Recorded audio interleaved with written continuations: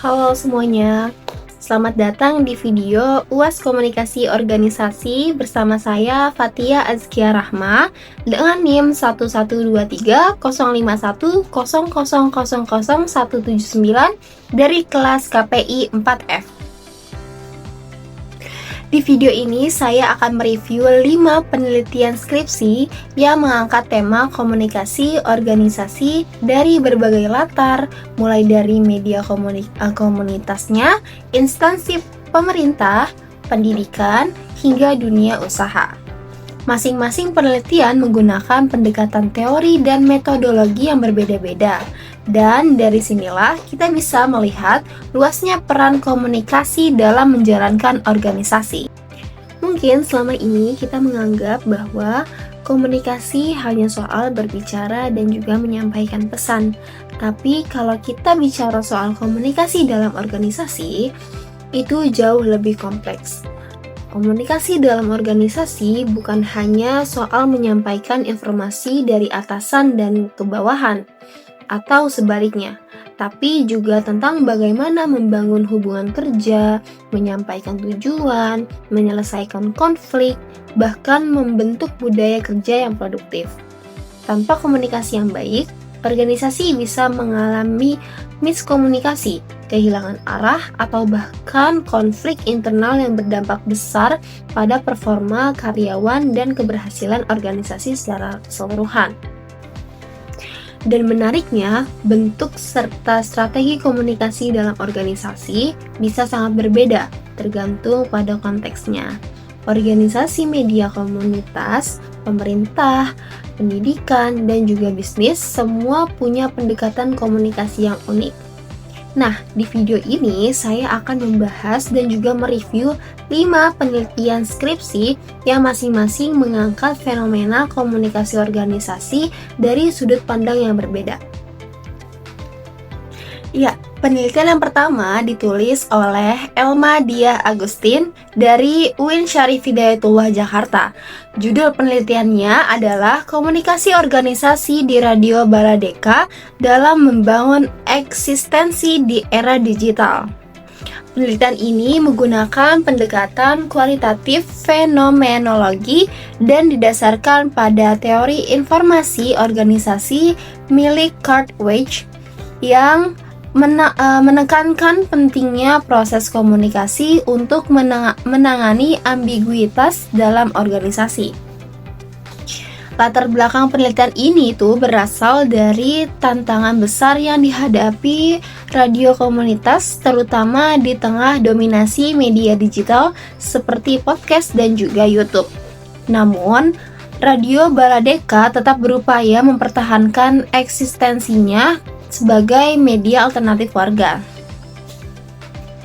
Nah, hasil penelitian menunjukkan bahwa komunikasi organisasi di Baladeka dilakukan secara informal, akrab, dan juga cair. Pertemuan rutin didiskusikan harian lewat grup WhatsApp hingga penggunaan analogi oleh pimpinan menjadi bagian dari budaya komunikasi yang terbentuk. Menariknya, gaya komunikasi yang tidak terlalu formal ini justru membuat tim itu lebih kreatif dan juga produktif, serta mampu menjawab tantangan di digitalisasi dengan cara yang khas dan juga efektif. Lanjut ke penelitian yang kedua, yaitu dengan judul Komunikasi Organisasi dalam Meningkatkan Kinerja Pegawai pada Kantor Kecamatan Kelara Kabupaten Jeneponto. Penelitian kedua ini dilakukan atau ditulis oleh Carmila dari Universitas Muhammadiyah Makassar. Pendekatan yang digunakan adalah deskriptif kualitatif dengan fokus pada bagaimana proses komunikasi internal mempengaruhi kinerja pegawai. Penelitian ini juga menyoroti pola komunikasi seperti pola lingkaran sebagai gambaran jaringan interaksi antar pegawai.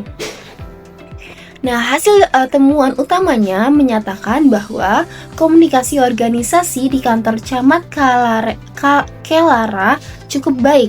Koordinasinya dilakukan secara langsung dan juga rutin, termasuk melalui media WhatsApp, dan media sosial seperti Instagram. Namun, terdapat beberapa hambatan, antara lain hubungan antar pegawai yang belum sepenuhnya personal. Misalnya, kayak seperti rasa canggung saat berkomunikasi dengan rekan baru, serta kendala teknis seperti jaringan internet yang lemah. Penelitian ini juga menunjukkan bahwa walaupun komunikasi sudah berjalan, kualitas hubungan dan juga infrastruktur tuh tetap menjadi faktor penting untuk efektivitas kerja.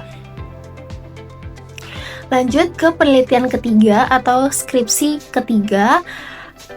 Selanjutnya ini adalah skripsi milik Debbie Septiani dari UIN Sultan Syarif Karim Riau berjudul Komunikasi Organisasi dalam Meningkatkan Kinerja Pegawai di Kantor Camat Bagan Sinembah, Rokan Hilir.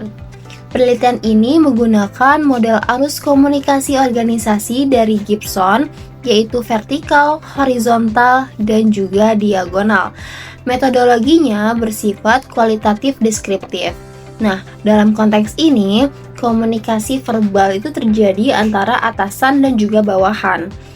Horizontalnya itu antara sesama rekan kerja. Nah, diagonalnya ini antara pegawai dari bagian berbeda, namun levelnya itu hierarkinya tuh berbeda jauh gitu. Bukan berbeda jauh tapi berbeda gitu. Temuan utamanya itu menyebutkan bahwa komunikasi verbal dan juga diagonal sangat berpengaruh terhadap peningkatan disiplin, inisiatif, dan juga motivasi antar pegawai. Namun sayangnya, komunikasi horizontal masih kurang dimanfaatkan. Pegawai cenderung pasif dan hanya membagikan informasi dasar tanpa adanya kolaborasi atau diskusi mendalam. Nah, penelitian ini menegaskan bahwa pentingnya membangun semua jenis arus komunikasi untuk menciptakan organisasi yang solid dan juga responsif. Nah, itu penelitian yang ketiga. Lanjut kita ke penelitian keempat. Penelitian keempat ini datang dari sektor usaha, ditulis oleh Agatha Savitri dari Universitas Medan Area. Judulnya itu adalah Pengaruh Komunikasi Organisasi terhadap Kinerja Karyawan pada Resto Ayam Penyet Cabe Hijau di Medan Sunggal. Penelitian ini tuh menggunakan pendekatan kuantitatif dengan teori human relation atau hubungan manusiawi yang menekankan pentingnya komunikasi antar individu untuk meningkatkan motivasi kerja. Teknik analisis yang digunakan adalah regresi linear sederhana. Hasilnya, komunikasi organisasi memberikan kontribusi sebesar 57,8% terhadap kinerja karyawan. Karyawan yang merasa dihargai, dipahami, dan juga diberi ruang untuk berkomunikasi dengan atasan menunjukkan peningkatan kinerja dalam hal pelayanan, tanggung jawab, dan kecepatan kerja. Ini tuh memperlihatkan bahwa komunikasi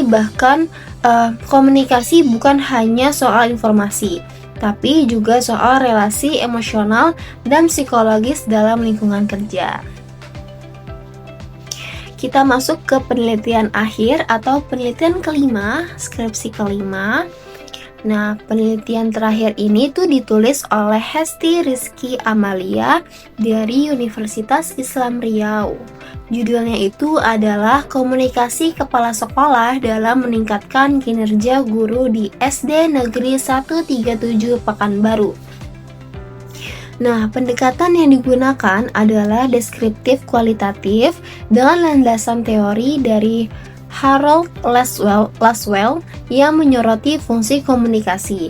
Siapa mengatakan apa, melalui saluran apa, kepada siapa, dan dengan efek apa. Komunikasi ini dilakukan kepada sekolah melalui rapat rutin, WhatsApp group, diskusi informal, dan juga yang terakhir yaitu evaluasi kerja. Hasilnya yaitu guru-guru merasa lebih termotivasi, lebih bertanggung jawab, dan juga lebih antusias dalam mengajar ketika komunikasi berlangsung secara terbuka, santai, dan tanpa tekanan dari apapun. Nah, penelitian ini itu menekankan peran penting gaya komunikasi pimpinan dalam menciptakan iklim kerja yang positif. Nah, dari kelima penelitian ini, kita bisa melihat bahwa komunikasi organisasi itu adalah kunci utama dalam menjalankan dan mengembangkan setiap lembaga, baik di sektor pendidikan, pemerintahan, bisnis, maupun media komunikasi. Bukan hanya tentang menyampaikan pesan saja, tapi juga bagaimana komunikasi menciptakan hubungan, membangun budaya organisasi, serta meningkatkan produktivitas dan juga kinerja. Terima kasih sudah menyimak video ini sampai selesai. Semoga bisa menambah wawasan kita tentang dunia komunikasi organisasi. Sampai jumpa di video selanjutnya. Semoga saya mendapatkan nilai A. Terima kasih. Assalamualaikum.